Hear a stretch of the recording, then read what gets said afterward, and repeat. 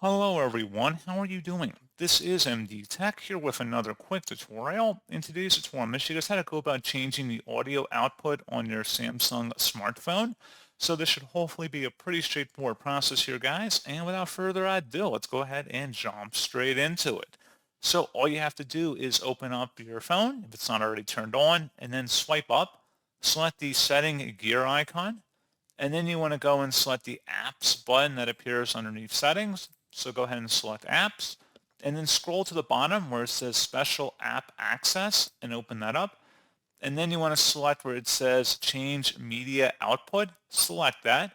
And then you can go ahead and select a different output if one is available. You have to have already have it synced up, and that's a different tutorial altogether. But if you just want to go ahead and change it through here, it's just a very easy process if it's already set up on your phone. So pretty straightforward process on that, guys, if you want to change the output for a paired Bluetooth device, for example. So like I said, pretty straightforward process. And as always, thank you for watching. I do hope that I was able to help you out. And I do look forward to catching you all in the next tutorial. Goodbye.